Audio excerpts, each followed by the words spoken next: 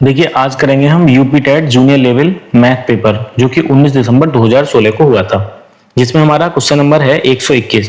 इसका सॉल्यूशन करेंगे। देखिए तो ये क्वेश्चन आपका ये है 5 ब्रैकेट 8 की पावर 1/3 प्लस 27 की पावर 1/3, इस सब की पावर 3 है और पूरे ब्रैकेट की पावर कितना है 1/4। तो देखिए यहाँ मैं इस 5 और 8 को मैं लिख सकता हूँ ना 2 की पावर 3, क्योंकि 2 की पावर 3 का मतलब है 8 और इसकी पावर कितना दे रखा है 1/3 प्लस 27 को क्या लिखा जा सकता है 3 की पावर 3, तो इसका लिखा जा सकता है 3 की पावर 3 और इसकी पावर कितना है 1/3 और इस ब्रैकेट की पावर कितना है 3 और इस बड़े ब्रैकेट की पावर कितना है, इसकी पावर है आपका 1/4। अब देखिए यहाँ 3 से 3 कैंसिल हो जाएगा तो ये हो जाएगा आपका 5 और ये ब्रैकेट है आपका तो ये बचेगा 2 प्लस यहाँ 3 से 3 कैंसिल, ये बचेगा आपका 3 और इसकी पावर कितना है 1/3 और इस सब की पावर कितना है 1/3, तो आपका कैंसिल हो चुका है 3 बचेगा, ये यहाँ से बचेगा सिर्फ पावर में कितना 3, तो हो जाएगा आपका 3 और इसकी पावर कितना है 1/4। अब देखिए यहां से हो जाएगा आपका 5 की पावर 1 लिख सकते हैं इसको आप, ये 2 और 3 को जोड़ोगे 5 और 5 की पावर कितना है, तो ये 5 की पावर है 3 और इसकी पावर कितना 1/4। यहाँ 5 की पावर 1 और 5 की पावर 3 ये कितना हो जाएगा, तो ये हो जाएगा आपका 5 की पावर 4 और इसकी पावर कितना 1/4। 4 से 4 कैंसिल होगा, 5 की पावर 1 और 5 की पावर 1 का मतलब क्या है 5। ऑप्शन ए आपका सही उत्तर हो जाएगा। अब देखिए क्वेश्चन नंबर है आपका 122। यहाँ कहा है कि पेट्रोल की कीमत 25% की दर से बढ़ जाती है। कहने का मतलब यह है कि आप इसको, एक तो तरीका आपका यह है कि आप इसको प्रतिशत को फ्रैक्शन के रूप में कन्वर्ट कर लो। तो 25% का मतलब क्या है, तो 25% का मतलब है आपका 1/4। ये जो वैल्यू होती है आपकी वो 100% को दिखाती है और ये जिसके बारे में बात कर रहे हैं यानी कि 25% की बात कर रहे हैं तो ये 25% की वैल्यू है। कहने का मतलब ये हुआ कि पहले हमारी पेट्रोल की कीमत 4 रुपए थी, ठीक है, और उसमें 25% की वृद्धि हुई यानी कि 1 रुपए की वृद्धि हुई 4 रुपए में, तो बाद में बढ़कर के कितनी हो गई 5 रुपए हो गई, ठीक है। तो इसने कहा है कि पेट्रोल पर खर्च ना बढ़े इसके लिए यात्रा में कटौती करनी होगी। तो देखो ये पहली कीमत थी, ये बाद की कीमत है, तो यहां से आप देखेंगे 5 से कितने की कमी करनी होगी, हमें 1 की कमी करनी होगी। किससे करनी होगी, तो ये करनी होगी 5 से और आंसर हमें प्रतिशत में चाहिए तो 100%, ठीक है। 5 से इसको डिवाइड करोगे 5 दूनी 10, तो यानी कि हो जाएगा आपका 20% आंसर। कौन सा ऑप्शन सही हो जाएगा, तो ऑप्शन बी आपका सही उत्तर हो जाएगा। अब देखिए क्वेश्चन नंबर 123 है। क्वेश्चन नंबर 123 में क्या है कि समांतर चतुर्भुज एबीसीडी के विकर्ण एसी और बीडी हैं। तो पहले नहीं पता ना समांतर चतुर्भुज किस तरीके का है, तो मैंने एक समांतर चतुर्भुज बनाया जो मान लीजिए कुछ इस तरीके का है और इसको मैंने नाम दे दिया ए बी सी और डी। ये एक समांतर चतुर्भुज है। एबीसी के विकर्ण एसी और बीडी एक दूसरे को बिंदु ओ पर काटते हैं, तो विकर्ण यहां से यहां को इसको मिलाओगे तो एसी विकर्ण बन जाएगा, यहां से यहां मिलाओगे तो इसको ये बीडी विकर्ण बन जाएगा। ये बिंदु ओ पर इसको क्या करते हैं प्रतिच्छेद करते हैं और इसने कहा है कि यदि डी ए सी यानी कि डी अगर ये वाला एंगल है आपका तो डी ए सी, तो ये वाला कोण कितने का है, तो ये कोण इसने बताया कि ये कोण है आपका 32 डिग्री का और कोण ए ओ बी, तो कोण ए ओ वी, तो यानी कि ये वाला कोण आपका बताया उसने 70 डिग्री का, ठीक है। अब इसने पूछा है कि डी बी सी का मान बता दीजिए कितना होगा, यानी कि ये वाला मान आपका कितना आएगा। तो ये इस तरीके से इसने बताया। अब देखिए हम इसको किस तरीके से सवाल को सॉल्व करेंगे। यहां मुझे पता है कि ये आपका 32 डिग्री का कोण है, ठीक है, और यहां देखो अगर किसी भी आकृति में अगर ये जेड प्रकार की आकृति बनती है ना इस तरीके से यहां से ये, ठीक है, तो यहां जो आपका ये कोण 32 डिग्री का है तो ये भी कोण कितने का हो जाएगा, ये भी आपका 32 डिग्री का हो जाएगा। क्लियर। अब देखिए यहां ये वाली जो लाइन है आपकी इस तरीके से इस रेखा पर जो एक कोण बन रहा है वो 70 डिग्री का बन रहा है और 70 डिग्री का बन रहा है, तो ये पूरा एक क्या है ऋजुरेखीय कोण है। ऋजुरेखीय कोण कितने डिग्री का होता है 180 का होता है, तो जब ये 70 का है तो ये कितने का होगा 110 का होगा, ठीक है। अब देखो आप ध्यान से, ये आपका एक पूरा क्या बन गया, ये आपका बन गया पूरा एक त्रिभुज। अब त्रिभुज के तीनों कोणों का योगफल कितने का होता है 180 का, तो यहाँ 180 का योगफल होता है, 180 में से आप ये दो कोणों का योगफल घटा देंगे यानी कि 110 प्लस 32, तो आपका तीसरा कोण निकल आएगा। तो ये हो जाएगा 180 माइनस 130 और 110 और 132 कितना हो जाएगा 142 और यहाँ से कितना आ जाएगा, ये आ जाएगा आपका 38 डिग्री। तो इसका आंसर कितना आ जाएगा आपका 38 डिग्री। कौन सा ऑप्शन सही है आपका, तो ऑप्शन सही है आपका सी। तो इस तरीके से आपका ऑप्शन हो जाएगा सी बिल्कुल सही उत्तर, ठीक है। अब देखिए क्वेश्चन नंबर है आपका 124।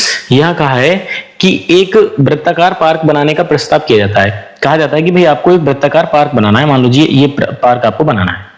फिर इसने कहा कि जिसका क्षेत्रफल 16 मीटर और 12 मीटर व्यास के दो वृत्ताकार पार्कों के क्षेत्रफल के योग के बराबर है।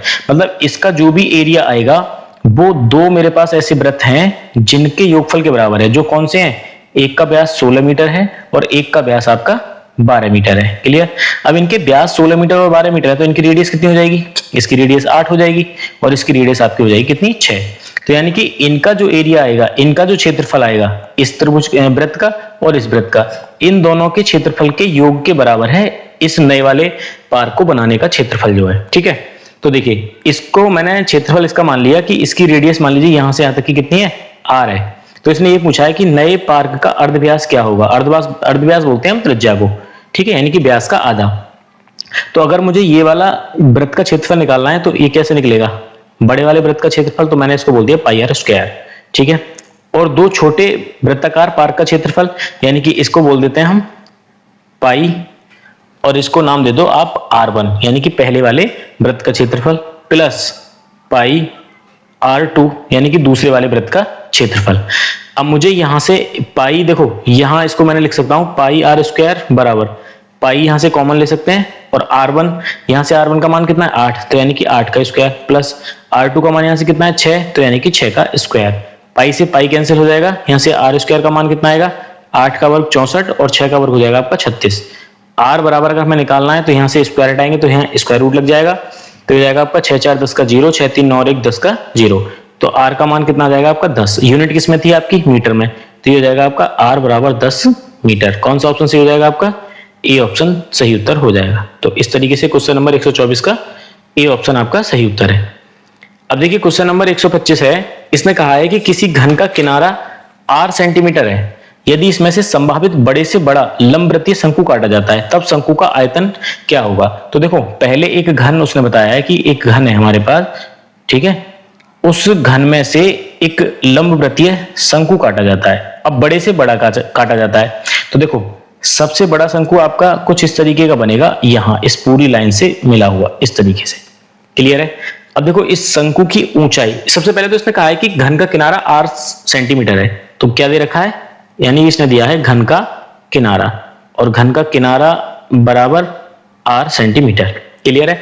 अब देखिए अब ये शंकु आपका यहां से यहां तक पूरा इतनी ऊंचाई का है, तो कितनी ऊंचाई का? जितना शंकु ऊंचा है, और शंकु का किनारा अगर एक r सेंटीमीटर का है तो यहाँ सभी किनारे क्या होंगे? r सेंटीमीटर के होंगे, क्योंकि शंकु एक आपका वर्ग से मिलकर बना होता है और वर्ग की सारी भुजाएं क्या होती हैं? बराबर होती हैं। तो घन का किनारा मतलब 8 सेंटीमीटर, तो हम कह सकते हैं कि शंकु जो बना हमारा इस घन के अंदर, बड़े से बड़ा जो बनेगा वो शंकु की ऊंचाई भी कितनी होगी? तो शंकु की ऊंचाई भी आपकी हो जाएगी 8 सेंटीमीटर। अब शंकु की त्रिज्या मुझे निकालनी है। अब देखिए यहां जो ये इस तरीके से वृत्त बना नीचे, वो यहां से यहां तक आधा होगा, और भाई ये आधा होगा तो पूरा क्या होगा? हमारा व्यास होगा। तो मुझे तो आधा मतलब त्रिज्या ही चाहिए ना, तो शंकु की त्रिज्या क्या हो जाएगी? तो देखिए शंकु की त्रिज्या बराबर हो जाएगी आपकी r/2, क्योंकि r इस पूरे किनारे की लंबाई है और r का आधा त्रिज्या का मतलब त्रिज्या बनेगा, तो हो जाएगा आपका r/2। आपसे क्या पूछा था? ये पूछा था तब शंकु का आयतन सेंटीमीटर क्यूब में क्या होगा। तो देखिए शंकु के आयतन का फॉर्मूला क्या होता है? तो ये होता है आपका शंकु का आयतन बराबर 1/3 पाई r स्क्वायर h। ठीक है।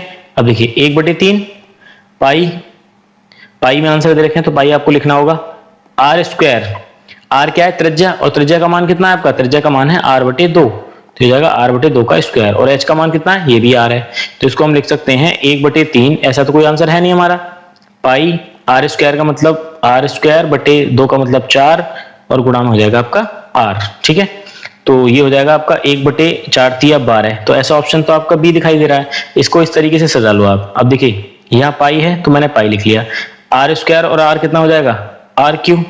तो ऐसा ऑप्शन आपका सही है बी। तो इस तरीके से आपका आंसर हो जाएगा ऑप्शन बी। अब देखिए क्वेश्चन नंबर है आपका 126। यहाँ कहा है कि यदि 13 की पावर 50 को 14 से भाग दिया जाए तो शेषफल क्या होगा। देखो ऐसे केस में आपको 100% ऐसा मिलेगा कि यहाँ बोला है ना कि 13 की पावर 50 को आपको भाग करना है किससे? 14 से। तो नीचे जो भाग देने वाली संख्या होगी ना, वो ऊपर वाली संख्या इस संख्या से या तो एक ज्यादा होगी या फिर एक कम होगी। तो देखो यहाँ पर कितना है, तो यहाँ हम देख पा रहे हैं कि 14 से जो 13 है वो एक कम है, तो मैंने इसको एक कम करके लिख लिया। और इसकी पावर कितना है? तो इसकी पावर है 50, और इसको भाग किससे देना है? 14 से। ठीक है। अब देखिए -1 की पावर अगर आप 50 करेंगे तो -1 की पावर 50 क्या है आपका? इवन नंबर, और इवन नंबर अगर हम घात बनाते हैं तो वो कैसा नंबर आ जाता है आपका? प्लस आ जाता है। तो 1 को अगर हम भाग करें 14 से तो शेषफल कितना बचेगा? देखिए अगर हर वाली संख्या आपकी अंश से बड़ी है तो इसको भाग नहीं जाएगा, और भाग नहीं जाएगा तो शेषफल आपका कितना बचेगा? एक ही शेषफल बचेगा। तो इस तरीके से कौन सा ऑप्शन सही हो जाएगा आपका? C option. तो इसका आंसर हो जाएगा आपका ऑप्शन सी सही उत्तर। अब देखिए क्वेश्चन नंबर 127 है, यहां कहा है कि यदि x का मान ये है तो एक्स क्यू प्लस 1/x³ का मान क्या होगा। अब देखिए अगर आपको पता है कि x प्लस 1/x का मान p दे रखा है तो हम x³ प्लस 1/x³ का मान निकाल सकते हैं। कितना हो जाएगा? तो हो जाएगा आपका p³ माइनस का 3p। क्लियर? अब यहां से मुझे x प्लस 1/xp का मान तो पता नहीं है, लेकिन इसने x का दे रखा है। तो कभी भी अगर आपको x का मान दे रखा है और 1/x का मान पूछे तो यहाँ जो ये प्लस की वैल्यू है इसको आप माइनस करके लिख दीजिए, तो ये आपकी 1/x की वैल्यू आ जाएगी। क्लियर? अगर आपको 1/x की वैल्यू दे रखी है, मान लीजिए 1/x की वैल्यू दे रखी होती क्या 3 माइनस √8, तो आपको x का मान निकालना होता तो आप इसको 3 प्लस √8 करके लिख सकते थे। मतलब माइनस चिन्ह को बदल के लिख दो आप बस। ठीक है? अब देखिए इसी तरीके से यहां पर जो ये आपकी वैल्यू है x का मान भी आपके पास है, 1/x का मान भी आपके पास है। तो अगर आपको x प्लस 1/x का मान निकालना हो तो देखिए x का मान आपके पास कितना है? 3 प्लस √8 और 1/x का मान कितना है? 3 माइनस √8। √8 से √8 कैंसिल हो जाएगा, ये कितना आ जाएगा? 6। अब देखिए आपका सवाल इस तरीके का बन गया ना कि x प्लस 1/x का मान p की जगह कितना है आपका 6, और यहाँ x³ प्लस 1/x³ का मान पूछा है आपसे। तो देखिए p³ की जगह मान लगा दीजिए, तो ये जाएगा आपका 6 का क्यूब माइनस 3 × 6। ठीक है?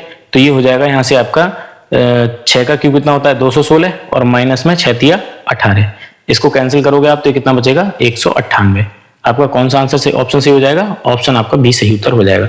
अब देखिए आपको डिटेल में करना है तो यहाँ से आपका x का मान है, तो 1/x का मान अगर आपको बनाना है तो यहाँ से आपको क्या करना होगा? 1/x का मान लिखना होगा, 3 प्लस √8 यहाँ मल्टीप्लाई करनी होगी इसके अंश व हर में विपरीत चिन्ह से। तो 3 माइनस √8 ऊपर बनेगा आपका 3 माइनस √8 और यहाँ पर आपका a plus B a minus B का फॉर्मूला बनेगा। तो 3 का स्क्वायर 9 माइनस √8 का स्क्वायर 8, तो ऊपर हो जाएगा 3 माइनस √8 बटे 1। 1 से भाग करोगे कोई फर्क नहीं पड़ेगा, तो ये जाएगा 3 माइनस √8। यही तो मैंने बोला था कि अगर x का मान आपके पास प्लस में है तो 1/x का मान आप माइनस में लिख सकते हो। ठीक है? और यहाँ से देखिए आप यहाँ समीकरण 1 मान के इसको दोनों पक्षों का घन करके भी इसका आंसर निकाल सकते हो। तो इसको ट्रिक से आप इस्तेमाल करना, ज्यादा जल्दी आपका आंसर आ जाएगा।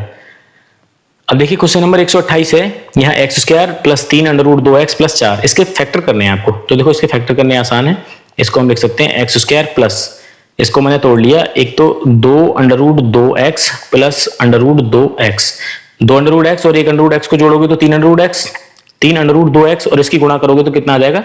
प्लस में 4 आ जाएगा। ठीक है? तो इसके फैक्टर हो गए ये। यहां से दोनों में क्या चीज कॉमन है? x कॉमन है, तो यहाँ बचेगा आपका x प्लस 2 √2 प्लस यहां से मैंने इसको कॉमन ले लिया आपका √2।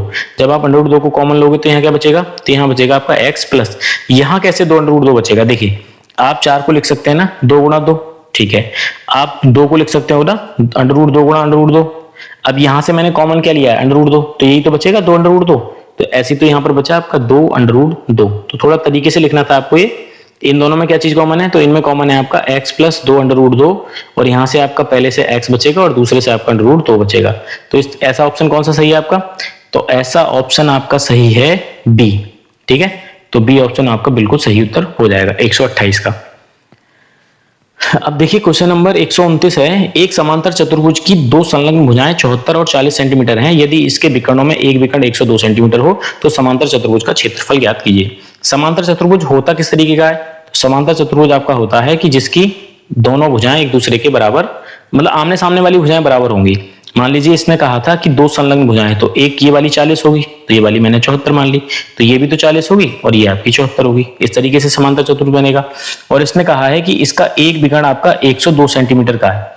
तो अगर आपने इसको नाम दे दिया, मान लो इसको नाम दे दिया मैंने ABCD इस तरीके से, ठीक है, तो यहां अगर आप देख पा रहे हैं तो एक तो आपका त्रिभुज बनेगा यहाँ पर ABD और एक बन जाएगा आपका BCD।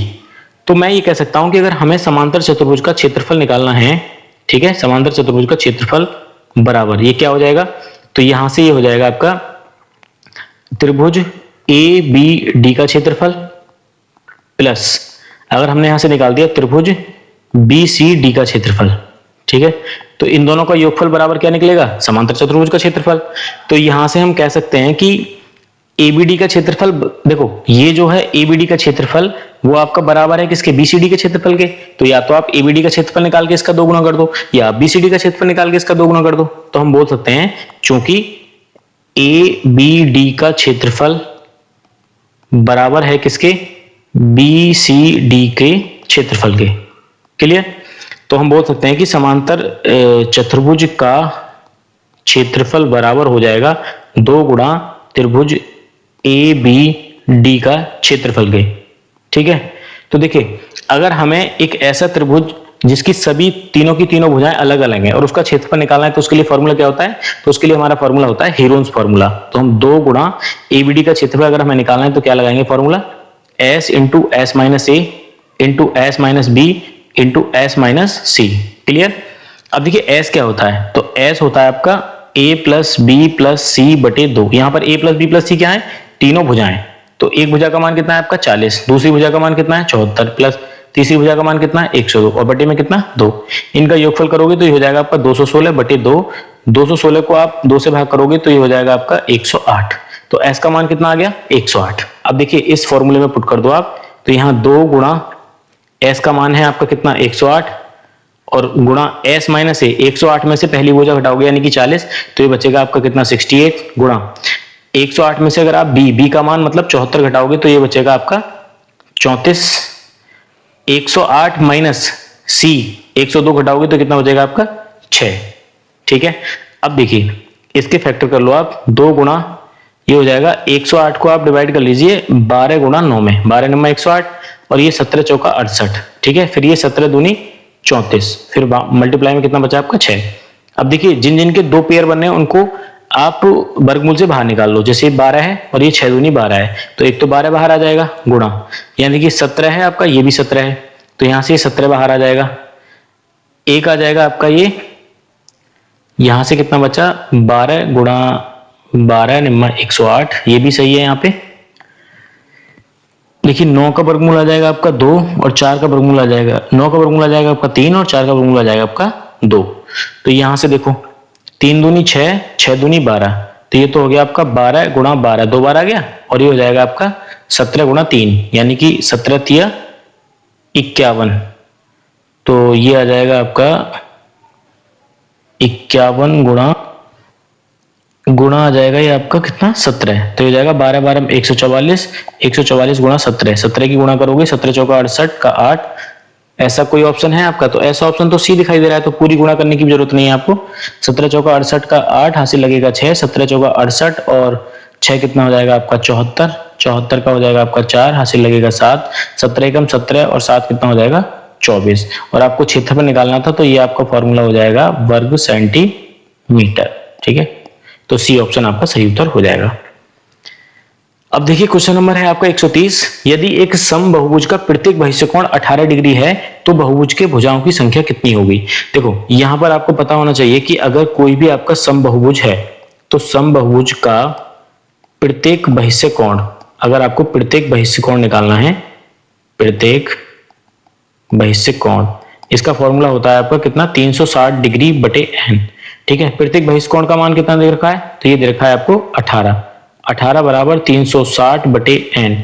एन यहाँ पर क्या है, तो एन है आपकी यहाँ पर भुजाओं की संख्या कि कितनी भुजाएं दे रखी हैं, भुजाओं की संख्या। हमें भुजाओं की संख्या ही निकालना है तो मतलब एन का मान निकालना है, तो हो जाएगा 18 दूनी 36 यानी कि 20, इसके बटे में 1 मान लिया तो एन बराबर हो जाएगा 20 एकम 20। तो यानी कि ऑप्शन सी आपका सही उत्तर हो जाएगा। अब देखिए क्वेश्चन नंबर है आपका 131। यहाँ कहा है बिंदु 7 -7, -2 की बाई अक्ष से दूरी कितनी है। तो देखो इसको बोलते हैं हम भुज और इसको बोलते हैं कोटि। भुज और कोटि का क्या मतलब है, भुज का मतलब है एक्स अक्ष और कोटि का मतलब है बाई अक्ष। तो देखो यहां से मैंने एक निर्देशांक बनाया आपका एक्स अक्ष और बाई अक्ष का, तो इसने कहा है -7 भुज, तो मतलब एक्स अक्ष पर ये एक्स अक्ष की धन दिशा होती है, एक्स अक्ष की ऋण दिशा होती है, ये बाई अक्ष की धन दिशा और ये बाई अक्ष की ऋण दिशा। अब देखिए एक्स अक्ष पर ऋण दिशा में -7 है, तो यानी कि 1 2 3 4 5 6 7, मतलब यहां पर मान लीजिए वो आपका कोई पॉइंट होगा कौन सा 7। अब इसको मैं माइनस में क्यों नहीं लिख रहा हूं, क्योंकि लंबाई या दूरी आपकी क्या होती है माइनस में नहीं होती है। अब यहां पर इसने कहा है कि -2, तो देखिए -2 1 2, मान लीजिए यहां पर आपका कितना है -2 होगा, जिसको हम 2 ही लिखेंगे क्योंकि दूरी को हम माइनस में कभी लेते नहीं है। तो इसने कहा है कि बाई अक्ष से दूरी, तो ये आपका बाई अक्ष है, तो बाई अक्ष से कौन सी दूरी है, ये वाली, वो कितनी है 7, तो 7 इकाई आपका आंसर हो जाएगा यानी कि ऑप्शन सी। अब देखिए क्वेश्चन नंबर है आपका 132। इसने कहा है कि एक ठोस बेलन का संपूर्ण पृष्ठ क्षेत्रफल 462 वर्ग सेंटीमीटर है। ये किसका दे रखा है, ठोस बेलन का संपूर्ण वक्र पृष्ठ का क्षेत्रफल। अब संपूर्ण पृष्ठ का क्षेत्रफल कितना दे रखा है 462। इसका फॉर्मूला होता है संपूर्ण पृष्ठ का क्षेत्रफल, संपूर्ण पृष्ठ का क्षेत्रफल, इसका फॉर्मूला आपका होता है 2 pi R H plus are और बराबर में होता है आपका, ये दे रखा है इसने कितना 462। इसको मैंने समीकरण नंबर 1 नाम दे दिया। आगे क्या कहा है, इसने कहा है कि यदि इसका वक्र पृष्ठ क्षेत्रफल, यानी कि जो इसका वक्र पृष्ठ का क्षेत्रफल होगा वो संपूर्ण पृष्ठ के क्षेत्रफल का 1/3 होगा। तो वक्र पृष्ठ का क्षेत्रफल क्या होता है, केवल वक्र पृष्ठ का क्षेत्रफल। ये संपूर्ण वक्र पृष्ठ का क्षेत्रफल था, ये केवल वक्र पृष्ठ का क्षेत्रफल। तो इसका फॉर्मूला होता है आपका 2 पाई आर एच बराबर में, इसने कहा है कि ये इसके संपूर्ण पृष्ठीय क्षेत्रफल का 1/3 होता है। तो इसको मैंने 3 से डिवाइड कर दिया, यहाँ 3 से इसको भाग करोगे, 3 एकम 3, 3 पंजे 15 और 3 चौक 12, यानी कि 154 हो जाएगा। इसको समीकरण नंबर 2 नाम दे दिया। ठीक है, अब देखो समीकरण 1 से इसको सॉल्व करते हैं, क्या क्या चीजें हमें मिलेंगी। तो समीकरण 1 से 2 पाई आर के अंदर मल्टीप्लाई कर दो तो हो जाएगा आपका 2 pi R H plus 2 pi R square. Clear, बराबर में कितना हो जाएगा, ये 462। अब देखिए 2 पाई आर स्क्वायर मैंने इसको ऐसे लिखा रहने दिया, 2 pi R square plus 2 pi R H का मान समीकरण 2 से कितना दे रखा है 154 और बराबर में कितना है 462। यहाँ से 2 पाई आर स्क्वायर का मान अगर हम निकालें तो हो जाएगा आपका 462 माइनस 154। ठीक है, तो 2 पाई आर स्क्वायर बराबर 12 में से 4 घटाओगे 1, 8 बचेगा, और यहाँ 5 में से 5 घटाओगे 0, 4 में से 1 घटाओगे 3। इसको 2 से डिवाइड करोगे तो हो जाएगा 2 एकम 2, 2 पंजे 10, 2 चौक 8, यानी कि 154। मुझे आर स्क्वायर का मान निकालना है, तो यहाँ से हो जाएगा आर स्क्वायर बराबर 154 बटे पाई आएगा, और पाई का मान कितना होता है 22 बटे 7। ठीक है, तो हो जाएगा 11 दूनी 22 और 11 एकम 11, 11 चौक 44, 2 सत्ते 14, 7 गुणा 7 आ जाएगा। तो आर का मान कितना आ जाएगा आपका, आर का मान आ जाएगा आपका 7। ठीक है, अब देखिए आर का मान 7 आया, अब आर का मान उठा करके आप समीकरण 2 में रख दो। समीकरण 2 में रखोगे तो यहां से किसका मान आ जाएगा, एच का मान आ जाएगा। तो आर का मान समीकरण 2 में रखने पर, ठीक है, समीकरण 2 में तो ये हो जाएगा आपका 2 गुणा पाई का मान कितना 22 बटे 7 गुणा आर का मान हमें 7 मिल गया, और गुणा में कितना है आपका एच। ठीक है, एच का मान हमें निकालना है, बराबर में कितना है 154। 7 से 7 कैंसिल हो जाएगा आपका, यहाँ 11 दूनी 22 और 11 एकम 11, 11 चौक 44, 2 सत्ते 14, एच का मान आ जाएगा आपका 7 बटे में 2। आर का मान भी आपके पास है, एच का मान भी आपके पास है। इसने कहा है तो बेलन का आयतन क्या होगा, तो बेलन के आयतन का फॉर्मूला क्या होता है, तो बेलन का आयतन बराबर फॉर्मूला होता है आपका पाई आर स्क्वायर एच। तो पाई आर स्क्वायर एच। ठीक है, अब देखिए पाई का मान कितना, तो पाई का मान है आपका 22 बटे 7 गुणा आर का मान कितना है आपका, आर का मान आया 7, तो 7 गुणा 7, और एच का मान कितना है आपका 7 बटे 2। 7 से 7 कैंसिल हो जाएगा। ठीक है, यहाँ 2 से ये आपका 11 बार कैंसिल हो जाएगा, तो हो जाएगा 11 गुणा 7 सत्ते 49। इसकी गुणा करोगे तो हो जाएगा 9, 9 और 4 13 का 3 हासिल 1, और 4 और 1 कितना हो जाएगा आपका 5। आयतन पूछा था तो ये आंसर हो जाएगा आपका घन सेंटीमीटर। कौन सा ऑप्शन सही है आपका, ऑप्शन बी सही उत्तर हो जाएगा। अब देखिए क्वेश्चन नंबर है आपका 133। क्वेश्चन नंबर 133 में क्या है कि 11 बाई 4 सेंटीमीटर एक आयताकार पेपर के टुकड़े को, तो 11 बाई 4 का एक आयताकार टुकड़ा है, तो मान लीजिए कुछ इस तरीके का होगा। ठीक है, ये 11 बाई 4 पेपर के टुकड़े को बिना दोहराव के एक बेलन ऊंचाई 4 सेंटीमीटर का बनाया जाता है, यानी कि एक बेलन बनाया जाता है जिसकी ऊंचाई कितनी होगी, जिसकी ऊंचाई है आपकी 4 सेंटीमीटर। क्लियर, ये आपकी ऊंचाई है कितना 4 सेंटीमीटर। ठीक है, तो इसने कहा है कि बेलन का आयतन क्या होगा। इस बेलन का आयतन निकालने के लिए हमें जरूरत किस किस चीज की पड़ेगी, तो ये पड़ेगी हमें पाई आर स्क्वायर एच की। यानी कि अगर मेरे पास एच का मान तो 4 है, आर का मान मिल जाए, तो आर का मान कैसे मिलेगा। देखो अगर आप ये कागज का टुकड़ा है आपके पास, क्या बना हुआ है ये आयत, इस आयत को अगर आप फोल्ड करोगे इस तरीके से तो ये फोल्ड होके क्या आपका बेलन के तरीके का बन जाएगा। मान लो आप कागज को मोड़ के देखना तो एक ऐसा बनेगा रोल सा गोल गोल, तो नीचे आपका क्या बन जाता है, ये एक बन जाता है वृत्त की आकृति। और वृत्त की आकृति क्या चीज बन रही है, ये बन रही है यानी कि लंबाई, और लंबाई और वृत्त की आकृति मतलब वृत्त की परिधि। तो ये परिधि का मान दे रखा है आपको, यानी कि 2 पाई आर, ये वृत्त की परिधि बनेगी जिसका मान कितना है 11। तो यहां से आप इसका मान निकाल सकते हो, 2 गुणा पाई का मान आपका 22 बटे 7, आर का मान आपको निकालना है, और बराबर में कितना 11, 11 दूनी 22, तो आर बराबर कितना हो जाएगा 7 बटे 4। ठीक है, तो यहां से आर का मान आ गया 7 बटे 4। बेलन का आयतन निकालना था आपको, पाई का मान 22 बटे 7, आर का मान आपका हो जाएगा 7 बटे 4, 2 बार लिखना है तो 7 बटे 4, और ये कितना हो जाएगा गुणा में आपका एच का मान 4, 4 से 4 कैंसिल हो जाएगा, 7 से 7 कैंसिल हो जाएगा, 2 दूनी 4 और 2 एकम 2, ये हो जाएगा आपका 11 सत्ते 77 बटे में 2, इसको भाग करोगे, 2 3 6, 2 8 16, 2 5 10 सेंटीमीटर क्यूब। तो कौन सा ऑप्शन सही हो जाएगा आपका? 38.5 ऑप्शन बी सही उत्तर हो जाएगा। अब देखिए रेखाओं, ये दो रेखाएं दे रखी हैं और इनमें ऑप्शन है आपके एक दूसरे को काटते हैं, एक दूसरे के समांतर हैं, एक दूसरे के संपाती हैं, एक दूसरे के लंबवत हैं। तो देखो यहां से दो ये रेखाएं दे रखी हैं, इनको पहले आप एक समीकरण से तुलना कर लो। समीकरण एक मैंने मान लिया इसको a1x plus b1y plus c1 बराबर 0, दूसरी को मान लिया a2x प्लस b2y और प्लस में आपका c2 बराबर 0।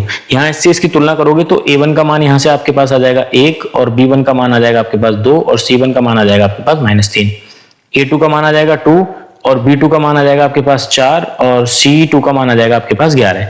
ठीक है, अब देखो मैंने आपको एक क्लास 10th की एक वीडियो डाली थी जिसमें मैंने आपको बताया था कि अगर इस तरीके से आपकी समीकरण है कि a1 अपॉन b1, क्लियर, अगर ये a1 अपॉन a2 अगर ये बराबर है b1 अपॉन b2 के और ये बराबर नहीं है c1 अपॉन c2 के, तो ये आपकी होती है समांतर रेखाएं एक दूसरे के। कैसी रेखाएं होती हैं? समांतर रेखाएं। ठीक है, अगर a1 अपॉन a2 बराबर है b1 अपॉन b2 के और ये भी बराबर है c1 अपॉन c2 के, तो ये आपकी समपाती रेखाएं होती हैं। ठीक है, कैसी रेखाएं होती हैं? समपाती रेखाएं। अगर a1 अपॉन a2 बराबर नहीं है b1 अपॉन b2 के, क्लियर, तो ये आपकी होती हैं कैसी रेखाएं? समांतर हो गई, समपाती हो गई, तो ये आपकी रेखाएं होती हैं लंबवत रेखाएं। ठीक है, तो इस तरीके से हम देख सकते हैं यहां पर चेक करके इसको कि a1 बटे a2, a1 अपॉन a1 का मान 1, a2 का मान 2, b1 बटे b2, तो b1 का मान कितना है? 2 और b2 का मान कितना है? 4, तो 2 एकम 2, 2 दूनी 4, अभी तक तो बराबर आ रहा है। c1 बटे c2, c1 का मान कितना है? -3 और c2 का मान कितना है? 11। तो ये इसके बराबर तो है नहीं, तो कौन सी कंडीशन सेटिस्फाई हो रही है आपकी कि ये रेखाएं एक दूसरे के समांतर हैं, यानी कि ऑप्शन सी आपका सही उत्तर हो जाएगा। ठीक है, तो इस तरीके से हमें ये चेक करना था a1 upon b1, a1 upon a2 बराबर b1 अपॉन b2 बराबर c1 अपॉन c2। अब देखिए क्वेश्चन नंबर है आपका 135। यहाँ ये है सवाल आपका कि राष्ट्रीय पाठ्यचर्या की रूपरेखा 2005 के अनुसार गणित का अनुक्रम क्या है। तो देखो गणित का अनुक्रम क्या है कि सबसे पहले आपका ये आता है भाषा, भाषा के बाद गणित, गणित के बाद विज्ञान और विज्ञान के बाद आपका आता है सामाजिक विज्ञान। ठीक है, तो हम कह सकते हैं कि गणित का जो अनुक्रम है वो आपका ऑप्शन बी बिल्कुल सही उत्तर है कि भाषा के बाद। भाषा के बाद क्या आती है? गणित। पहले नंबर पे आपकी भाषा और भाषा के बाद आपका गणित और गणित के बाद आपका विज्ञान और विज्ञान के बाद आपका सामाजिक विज्ञान, इस ऑप्शन के अनुसार। तो ऑप्शन बी आपका सही उत्तर हो जाएगा, यानी कि भाषा के बाद गणित। अब देखो गणित शिक्षण में आगमन विधि, ये दो बड़ी कॉमन विधि हैं, आगमन और आपकी निगमन। तो आगमन का मतलब होता है आपका ज्ञात से अज्ञात की ओर। ठीक है, अगर यही निगमन विधि आपसे पूछ ली जाए कि निगमन विधि का क्या मतलब है, तो निगमन विधि का मतलब है आपका अज्ञात से ज्ञात की ओर। तो निगमन विधि और आगमन विधि आप दोनों को याद रखना। आगमन विधि ज्ञात से अज्ञात की ओर और निगमन विधि आपकी अज्ञात से ज्ञात की ओर।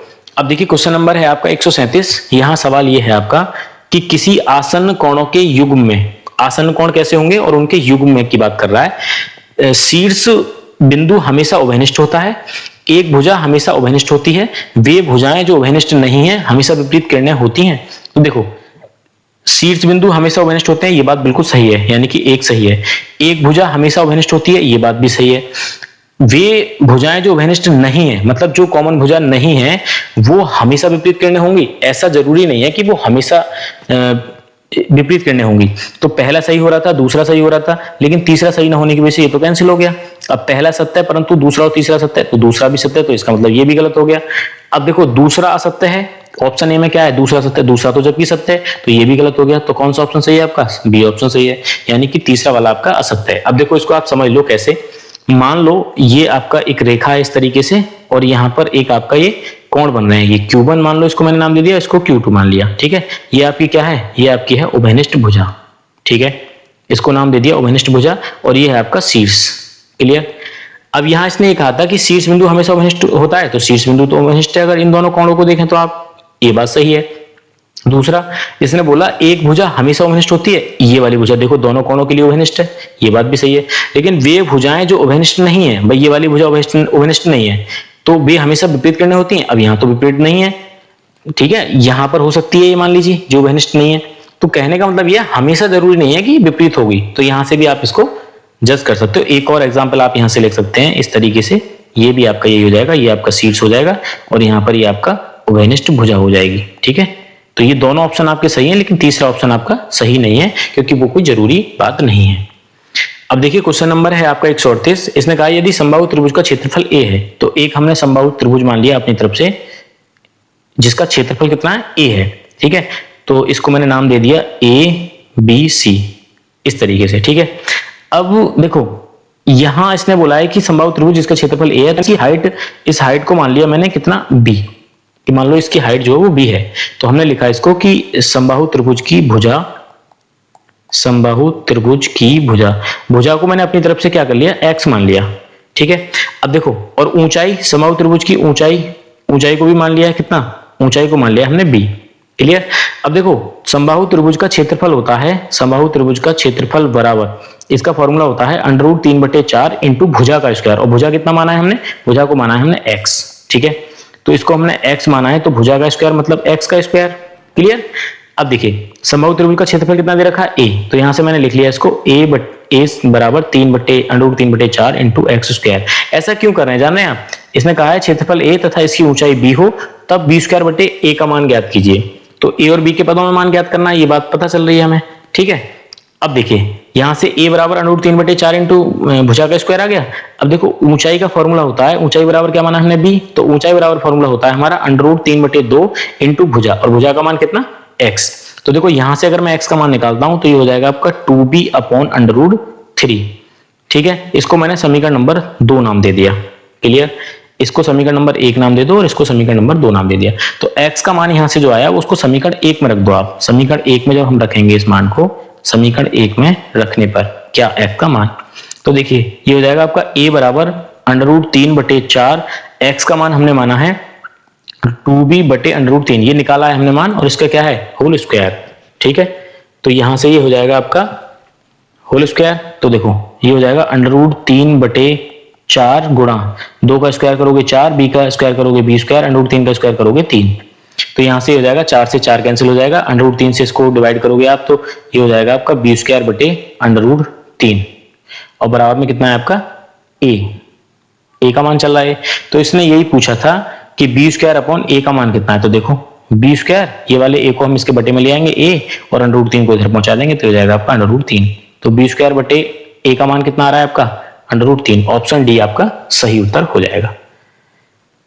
अब देखिए क्वेश्चन नंबर 139 है। इसने कहा है एक पार्टी में 10 पुरुष हैं, यदि प्रत्येक पुरुष एक दूसरे से केवल एक बार हाथ मिलाता है तो हाथ मिलाने की कुल संख्या कितनी है। तो देखो हाथ मिलाने की कुल संख्या का फॉर्मूला है आपका, अगर कभी आपसे सवाल पूछा जाए 10 लोग हों या 50 लोग हों, हाथ मिलाने की कुल संख्या अगर आपको निकालनी है कि एक व्यक्ति यदि एक ही बार हाथ मिलाता है तो इसका फॉर्मूला होता है आपका n-1/2।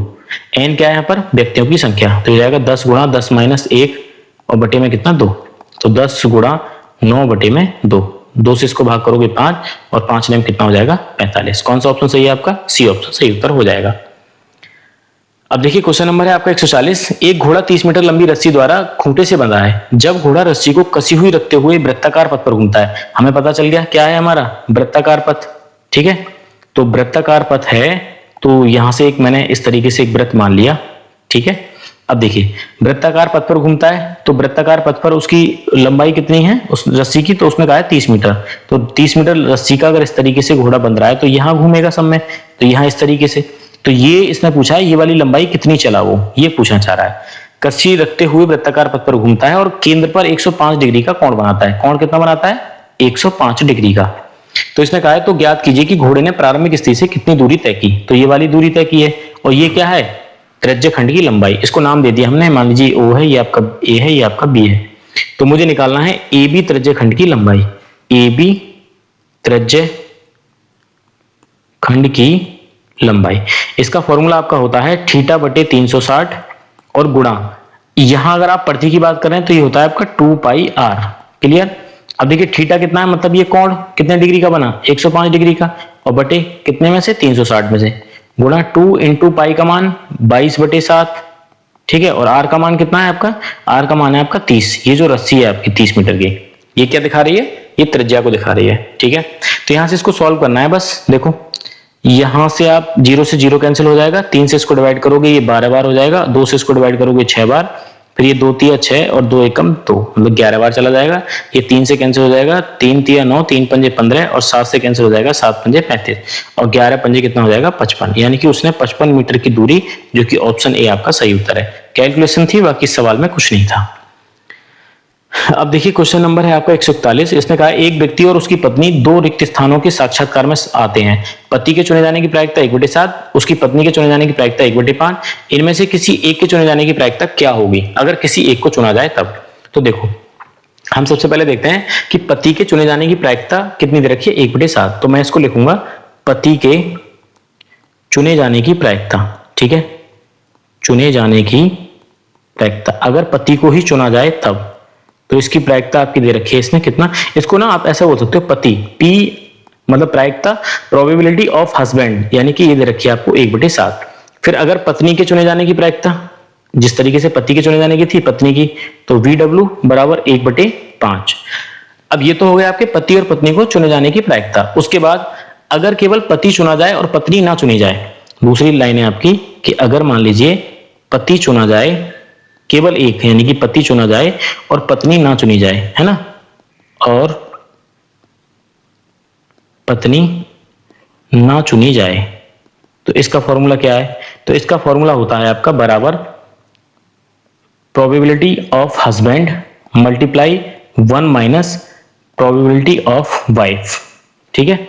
मतलब ये पति के चुने जाने की प्रायिकता और ये पत्नी के ना चुने जाने की प्रायिकता से मल्टीप्लाई अगर हम कर देंगे तो ये क्या हो जाएगा आपका, पति चुना जाएगा सिर्फ अकेला। तो पति के चुने जाने की प्रायिकता कितनी है, 1/7 गुणा यहां से 1 माइनस पत्नी के चुने जाने की प्रायिकता कितनी है, 1/5।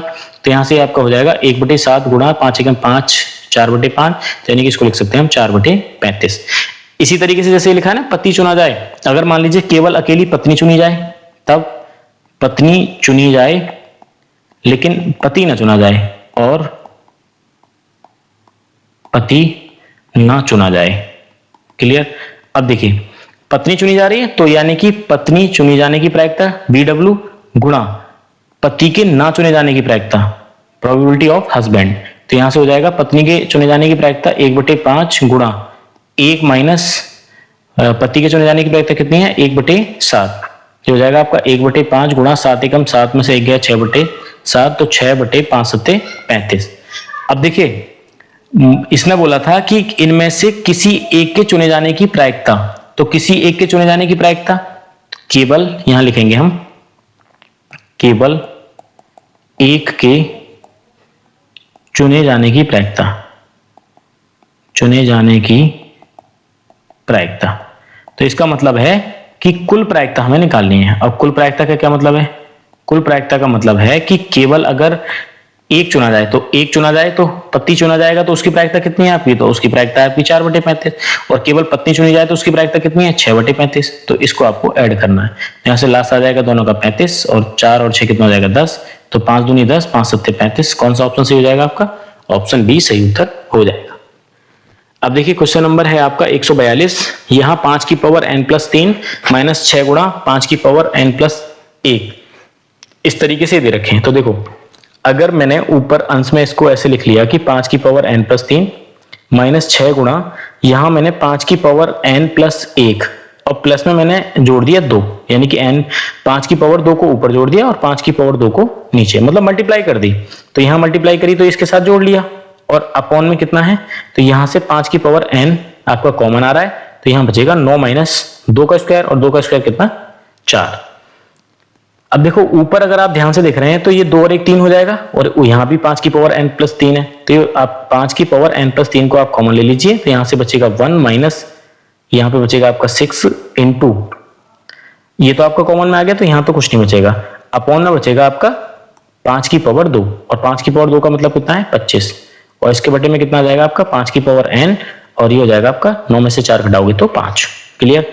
अब देखिए यहां हो जाएगा ये आपका 5 की पावर n प्लस 5 की पावर है ये आपका, तो ये हो जाएगा 5 की पावर n प्लस में 3, ये 5 की पावर n ऊपर जाएगा तो ये हो जाएगा माइनस का n इसमें ऐड हो जाएगा और ये हो जाएगा आपका यहां से 25, 25 में से 6 घटाओगे तो 19, 19/25 आएगा ना, तो इसको मैंने लिख लिया 5 गुणा और 25 को भी मैंने नीचे लाके लिख लिया 5 की पावर 2। ठीक है, यहाँ माइनस एन से प्लस का एन कैंसिल हो जाएगा, तो हो जाएगा आपका 5 की पावर 3 और इंटू में कितना हो जाएगा 19 और बटे में 5 की पावर 2 और 5 की पावर 1, तो ये भी हो जाएगा आपका 5 की पावर 3। 5 की पावर 3 से 5 की पावर 3 कैंसिल, तो ये बचेगा आपका 19। ऑप्शन बी सही उत्तर हो जाएगा। अब देखिए क्वेश्चन नंबर 143 है। ये सवाल काफी अच्छा है।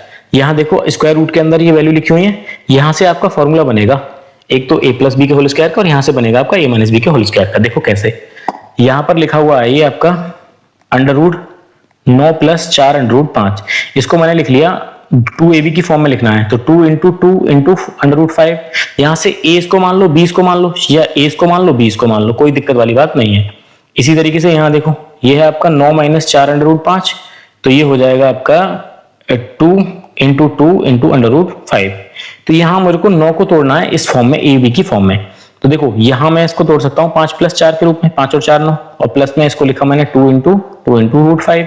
तो यहाँ मैं इसको रूट 5 का होल स्क्वायर लिख सकता हूँ ना, रूट 5 का होल स्क्वायर मतलब 5, और प्लस इसको लिखा जा सकता है 2 का स्क्वायर मतलब 4, प्लस 2 इंटू रूट बी।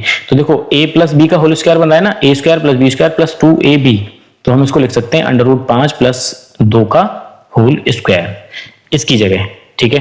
तो यहाँ मेरे को ऊपर अंश में है अंडर रूट 5 और बटे में यहाँ पर मैं इसको लिख सकता हूँ under root 5 plus under root 2 का होल स्क्वायर, प्लस इसको क्या लिखा जा सकता है, तो इसको लिखा जा सकता है under root 5 minus under root 2 का होल स्क्वायर, ठीक है। यहाँ स्क्वायर से अंडर रूट कैंसिल, यहाँ स्क्वायर से अंडर रूट कैंसिल, तो ऊपर बचेगा आपका अंडर रूट 5 और नीचे बचेगा आपका अंडर रूट 5 प्लस 2 प्लस ये बचेगा आपका अंडर रूट 5 माइनस 2, 2 से 2 कैंसिल, ऊपर हो जाएगा आपका अंडर रूट 5 और नीचे आपका हो जाएगा अंडर रूट 5 यानी कि 2 अंडर रूट 5, 5 से 5 कैंसिल, ऊपर बचेगा 1 और नीचे कितना बचेगा आपका 2, तो 1/2 यानी कि ऑप्शन ए आपका सही उत्तर हो जाएगा 143 का। अब देखिए क्वेश्चन नंबर है आपका 144। यहां ये कहा है कि एक व्यक्ति 2 किताबें 410 रुपए में खरीदता है, 2 किताबों को खरीदता है 410 रुपए में, क्लियर, 2 किताबें 410 में खरीदता है और दोनों किताबों को समान मूल्य पर बेचता है, यानी कि जो इनका क्रय मूल्य है वो आपस में क्या है, बिल्कुल बराबर है। एक से उसे 15% का लाभ होता है और दूसरे से 10% की हानि होती है। तो बताना है दोनों किताबों का क्रय मूल्य क्या रहा था। तो देखो अगर मैंने मान लिया पहली किताब का जो क्रय मूल्य था उसका, कि पहली किताब उसने खरीदी x रुपए की, पहली किताब का मूल्य बराबर कितना मान लिया x रुपए। मेरे भाई दोनों 410 में खरीदी हैं और एक का मूल्य x रुपए है, तो दूसरी वाली का कितना हो जाएगा, तो दूसरी वाली का 410 माइनस x, दूसरी वाली का हो जाएगा आपका 410 माइनस x रुपए, ठीक है। तो पहली वाली पर उसको 15% का लाभ मिलता है, तो यानी कि मैं बोल सकता हूं SP1 यानी पहली वस्तु को बेचने का मूल्य और SP2 दूसरी वस्तु को बेचने का मूल्य आपस में क्या है, बराबर है।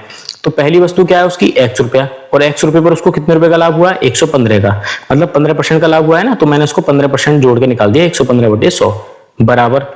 दूसरी वस्तु आपकी कितनी है, 410 माइनस x रुपए की है और इस पर उसको जो हानि हुई है वो 10% की हुई है, तो 100 में से 10 घटा के 90%, 100 से 100 कैंसिल हो जाएगा।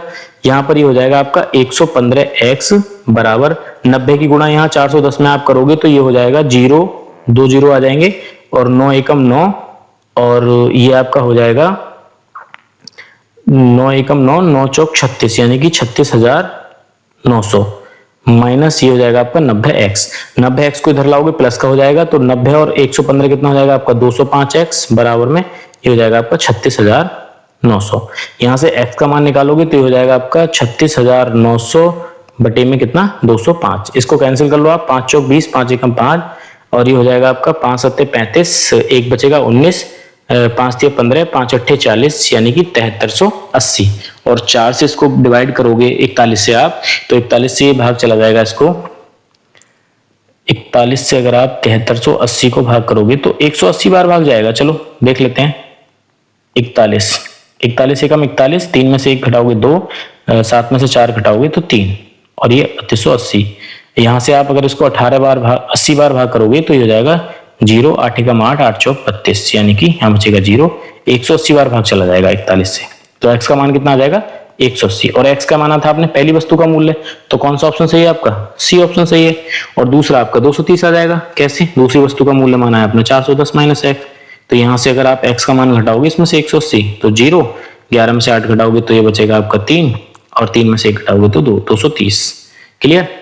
अब देखिए क्वेश्चन नंबर है आपका 145। यहाँ क्या कहा है इसने कि निम्नांकित में से कौन सा कथन सत्य है।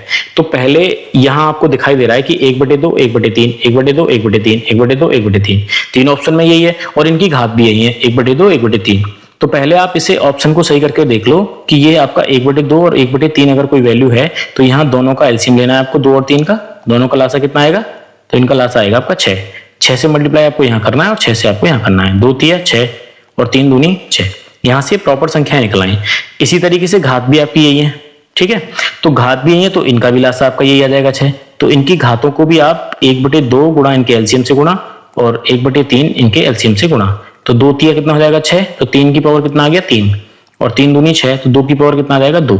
यहाँ देखो 3 तिया 9 तिया 27 और 2 दूनी 4, इनमें से कौन सा बड़ा है, 27 बड़ा है ना आपका, तो 27 की तरफ मुंह खोलना है आपको और मुंह खोलना है। तो ये कैसी कंडीशन बनी है आपकी, ये कंडीशन बन रही है आपकी ए वाली।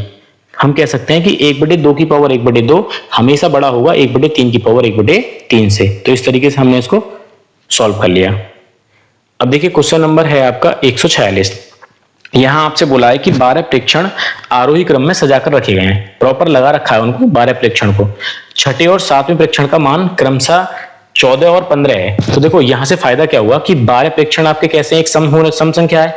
इसने कहा है कि 12 प्रेक्षण की माध्यिका, माध्यिका पूछिए ना, माध्यिका क्या होगी, तो 12 प्रेक्षण की माध्यिका और ये कैसे नंबर है, सम। तो सम होने पर हमें कंडीशन पता है इसकी कि इसने कहा है कि 6वां पद, ठीक है, तो 6वें पद का मान प्लस 7वां पद और बटे में कितना हो जाएगा 2। 6वें पद का मान कितना दे रखा है 14 और 7वें पद का मान कितना दे रखा है 15 और बटे में 2, ये कितना हो जाएगा 29/2 और 29 को भाग करोगे तो हो जाएगा 14.5। कौन सा ऑप्शन सही हो जाएगा आपका, बी ऑप्शन। तो इस तरीके से आपका बी ऑप्शन सही उत्तर हो जाएगा। अब देखिए 147, उन वर्गाकार टाइल्स की न्यूनतम संख्या ज्ञात कीजिए जो कि 15 मीटर 17 सेंटीमीटर लंबे और 9 मीटर 2 सेंटीमीटर चौड़ाई वाले कमरे की फर्श में लगाई जानी है। तो देखो आपको कमरा पता है 15 मीटर लंबा, तो लंबाई कितनी दे रखी है 15 मीटर और 17 सेंटीमीटर, तो इसको एक ही यूनिट में चेंज कर लो। 1 मीटर में कितने सेंटीमीटर होते हैं 100 सेंटीमीटर, तो 15 गुणा 100 1500 मीटर सेंटीमीटर और 17, तो ये हो जाएगा आपका 1517 सेंटीमीटर लंबाई का कमरा है। और चौड़ाई कितना हो जाएगा, तो चौड़ाई इसने बोला है 9 मीटर और आपका 2 सेंटीमीटर लंबा। तो देखिए 9 मीटर में 900 सेंटीमीटर और 2, तो ये जाएगा आपका 902 सेंटीमीटर। लंबाई और चौड़ाई दोनों आ गई। अब देखो लंबाई और चौड़ाई पूरे मकान के अंदर ये इस तरीके से है कि ये मान लो पूरे मकान का फर्श है जिसमें आपको टाइल्स लगानी है। तो एक जो टाइल्स लगानी है उसका क्षेत्रफल आपको पता चल जाए तो आप इस पूरे क्षेत्रफल को भाग कर देना, तो आपका क्या निकल आएगा, टाइल्स की संख्या निकल आएगी कितनी टाइल्स लगानी है।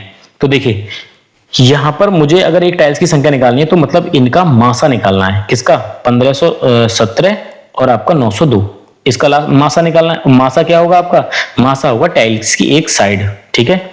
तो इनका एचसीएफ हम कैसे निकालते हैं, अगर दो संख्या है तो छोटी वाली संख्या से बड़ी वाली संख्या को भाग कर दो, तो ये कितना है आपका 1517 को भाग करोगे तो हो जाएगा आपका 902।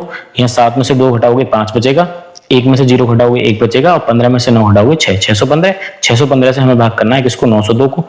फिर यहाँ पे भाग चला जाएगा एक बार तो हो जाएगा आपका 615, 12 में से 5 घटाओगे 7 और यहाँ 9 बचा आपका, यहाँ हो जाएगा 9 में से घटाओगे 8, ठीक है, तो हो जाएगा आपका 8 में से 6 घटाओगे तो 287 और इसको भाग किसको करना है 615 को, तो हो जाएगा आपका 3 दूनी 6, 2 बार भाग चला जाएगा, 2 सत्ते 14, 1 आगे 2 अट्ठे 16 और 1 17, 2 दूनी 4 और 1 5, 574, 1 बचेगा, 11 में से 7 घटाओगे तो 4 बचेगा 41 और 41 को किसको भाग करनी है 287 को, तो ये चला जाएगा आपका 7 बार, 7 एकम 7, 7 चौक 28, तो यहाँ मासा कितना आया इसका 41। तो इन दोनों का एचसीएफ मतलब टाइल्स की एक साइड, तो एचसीएफ बराबर आ गया इसका 41। तो इसका फॉर्मूला क्या होता है टाइल्स की संख्या का, तो टाइल्स की अगर संख्या आपको निकालनी है तो बराबर फर्श का क्षेत्रफल, यानी कि फर्श का क्षेत्रफल कितना होगा और फर्श का क्षेत्रफल बते टाइल्स का क्षेत्रफल, ठीक है। एक टाइल्स के क्षेत्रफल से आप फर्श के क्षेत्रफल को भाग कर देना, तो फर्श का क्षेत्रफल, फर्श कैसा है आपका आयताकार, लंबाई गुणा चौड़ाई, तो लंबाई कितनी है आपकी 1517 गुणा चौड़ाई कितनी है आपकी 902, और टाइल्स का क्षेत्रफल कैसे निकालोगे तो 41 गुणा 41, टाइल्स आपकी कैसी है वर्गाकार, ठीक है। अब देखिए यहां इसको भाग करना है आपको, तो ये आपका भाग चला जाएगा लगभग इसका आंसर आ जाएगा आपका 22 गुणा 37 और इसका भाग देने पर, गुणा करने पर आ जाएगा आपका 814 टाइल्स, यानी कि ऑप्शन सी। ये गुणा भाग आप अपने आप कर लेना, मैंने इसको कर लिया है। तो 22 गुणा 37, इसका आंसर कितना आ जाएगा 814। तो इसमें आपकी जो टाइल्स लगेंगी वो 814 टाइल्स लगेंगी। अब देखिए, एक मोटर बोट जिसकी शांत जल में चाल 15 किलोमीटर प्रति घंटा है। मोटर बोट को मैंने नाम दे दिया वी, कि बी की जो चाल है आपकी वो कितनी है 15 किलोमीटर प्रति घंटा। धारा के विपरीत, अब धारा की चाल इसने पूछा है, देखो धारा का प्रभाव ज्ञात कीजिए। तो धारा की चाल को मैंने मान लिया डब्लू, धारा की चाल बराबर इसको मान लिया क्या डब्लू, किलोमीटर प्रति घंटा। अब इसने कहा है कि धारा के विपरीत 36 किलोमीटर जाने और शुरुआत स्थान पर वापस आने। जब विपरीत जा रही है 36 किलोमीटर और वापस आ रही है तो दोनों में उसको समय जो लगता है वो 5 घंटे का लगता है। तो इसने पूछा है कि धारा का प्रभाव ज्ञात कीजिए। अब आप एक बात बताओ, अगर 36 किलोमीटर की दूरी है और 36 किलोमीटर उसको जाना है, ठीक है, तो किस चाल से जाएगी वो? धारा के, मान लीजिए आपको धारा के साथ जाना है, तो धारा के साथ अगर जाती है कोई भी बोट आपकी, यानी कि नाव मान लो या व्यक्ति मान लो, तो दोनों की चाल ऐड हो जाती है। और धारा के विपरीत आती है तो नाव की चाल में से धारा की चाल घट जाती है। अब अगर 36 किलोमीटर की दूरी है, उस दूरी को नाव और धारा एक साथ जा रहे हैं, तो क्या हो जाएगी, इन दोनों की चाल जुड़ जाएगी। तो क्या हो जाएगा 15 प्लस डब्लू, ठीक है, प्लस ये समय लगेगा। अब 36 किलोमीटर उसको वापस आना है धारा के विपरीत, तो व्यक्ति की चाल में से या फिर मोटर बोट की चाल में से धारा की चाल घट जाएगी। बराबर कितना समय लगता है टोटल 5 घंटे। यहां से समय है आपका 36 कॉमन आ जाएगा, तो यहां बचेगा आपका 1/15 प्लस डब्लू और प्लस 1/15 माइनस डब्लू, और बराबर में कितना आ जाएगा 5। ठीक है, यहां से 36 आपने कॉमन ले लिया, तो ये हो जाएगा 15 प्लस डब्लू 15 माइनस डब्लू, यानी कि ये आपका फॉर्मूला बन जाएगा 15 स्क्वायर माइनस डब्लू का स्क्वायर। इसकी गुणा इधर हो जाएगी तो हो जाएगा 15 माइनस डब्लू, प्लस इसकी गुणा इधर हो जाएगी तो हो जाएगा आपका 15 प्लस डब्लू, और बराबर में कितना आ जाएगा 5। यहाँ डब्लू से डब्लू कैंसिल, और 15 और 15 कितना हो जाएगा 30, तो हो जाएगा 36 गुणा 30/15 का स्क्वायर आपका 225 और माइनस डब्लू का स्क्वायर, और बराबर में कितना आ जाएगा 5। यहाँ हो जाएगा 5 छंग 30, तो हम इसको बोल सकते हैं कि 225 माइनस डब्लू का स्क्वायर बराबर 36 गुणा कितना हो जाएगा 6। ठीक है, तो हो जाएगा आपका 225 माइनस डब्लू का स्क्वायर बराबर 6 छंग 36, 6 तिया 18 और 3 21, यानी कि 216। माइनस के डब्लू के स्क्वायर को इधर ले जाओ तो ये प्लस का हो जाएगा, और 225 में से किसको घटा दो आप 216 को, तो ये बचेगा आपका डब्लू स्क्वायर बराबर 15 में से 6 घटाओगे 9 बचेगा, तो डब्लू बराबर कितना आ जाएगा आपका √9, तो डब्लू बराबर आ जाएगा आपका 3। और इसने यही पूछा था कि डब्लू की चाल या फिर धारा के प्रवाह की चाल, जो कि 3 किलोमीटर प्रति घंटा हो जाएगी। अब देखिए क्वेश्चन नंबर 149 है, दो प्राकृतिक संख्याओं का योग 8 है। एक संख्या मैंने x मान ली, दूसरी y, इनका योग कितना कहा है इसने 8। उन संख्याओं को ज्ञात कीजिए जबकि उनके व्युत्क्रमों का योग 8/15 है। व्युत्क्रम मतलब इस संख्या का व्युत्क्रम कितना हो जाएगा 1/x, और इसका कितना हो जाएगा 1/y, और इनका योगफल कितना बोला है उसने 8/15। तो यहाँ से इनका दोनों का लासा ले लीजिए xy, यहाँ से हो जाएगा y प्लस x, और बराबर में कितना हो जाएगा 8/15। y प्लस x की वैल्यू कितनी है 8, 8/xy बराबर ये कितना हो जाएगा 8/15, 8 से 8 कैंसिल, ये हो जाएगा आपका xy बराबर 15। तो xy बराबर 15। अब देखो इसके दो तरीके हैं आपके पास, एक तो समीकरण इसको एक मान लो, दोनों पक्षों का वर्ग कर दो, यहाँ से आपका फॉर्मूला बनेगा। एक तरीका आपका यह है कि गुणा करने पर आपका 15 आना चाहिए और जोड़ने व घटाने पर 8 आना चाहिए। तो इसके x और y के मान कितने हो जाएंगे 5 और 3, जो कि ऑप्शन ए आपका सही उत्तर हो जाएगा। अब देखिए क्वेश्चन नंबर है आपका 150, किन्हीं दो संख्याओं का अनुपात 5:6 है। संख्याओं का अनुपात दे रखा है आपको कितना 5:6। तो संख्याओं का अनुपात, अनुपातिक मान कभी भी वास्तविक मान के बराबर नहीं होता, तो ये आपका 5:6 है। तो इसने कहा है कि, और इनका एचसीएफ 12 है। एचसीएफ कितना दे रखा है, एचसीएफ दे रखा है आपका 12। तो इसने कहा है कि इन संख्याओं का एलसीएम क्या होगा। संख्याओं का एलसीएम पूछा है, तो मेरे भाई कभी भी संख्याएं जो होती है ना, वो संख्याएं हमेशा एचसीएफ का गुणज होती हैं। तो एचसीएफ अगर 12 है और संख्या आपके 5 के अनुपात में, तो यानी कि 12 का मल्टीपल होगा, और ये आपकी एक 6 है तो यहाँ 12 का मल्टीपल होगा, तो हो जाएगा 12×5 60 और 12×6 72। इन दोनों का लासा कितना आ जाएगा, तो इन दोनों का लासा आप निकाल सकते हो 60 और 72 का लासा, तो ये हो जाएगा आपका 30 बार कैंसिल हो जाएगा, ये आपका 36 बार हो जाएगा, ये आपका 15 बार हो जाएगा, ये आपका 18 बार हो जाएगा, और ये 2 से 15 नहीं होगा, 2 में 18 हो जाएगा, ये 3×5 15 और 3 तिया 9, फिर ये 3 एकम 3 5 नहीं होगा, फिर ये 5 एकम 5, तो हो जाएगा आपका 2 दूनी 4 दूनी 8, 8×5 40, 4 तिया 12, 12 तिया 36, यानी कि 360 आपका क्या हो जाएगा लासा हो जाएगा। तो इस तरीके से हमने 30 क्वेश्चन गणित के सॉल्व कर लिए, जो कि हमारा ये पेपर था आपका 19 दिसंबर 2016 वाला यूपी टेट का। देखिए इस सीरीज को आप फॉलो करिएगा। मुझे उम्मीद है कि अगर आपने सही से फॉलो की ना, तो आपको 30/30 क्वेश्चन करने से यूपी टेट में कोई नहीं रोक सकता। ठीक है, लगभग चौथा पेपर हमारा ये है, और आप इस सीरीज को लगातार देखिएगा, सारे डाउट्स आपके क्लियर होंगे। जो भी आपको लगे कि हाँ ये क्वेश्चन हमसे नहीं हो रहा, तो उसको आप कमेंट बॉक्स में बताइएगा। इसका लॉजिक समझ में नहीं आया, वो अगले ही पेपर में, अगली ही वीडियो में मैं इसको पूरी तरह से सॉल्व कर दूंगा। ठीक है, तो चलिए मिलते हैं नेक्स्ट वीडियो में।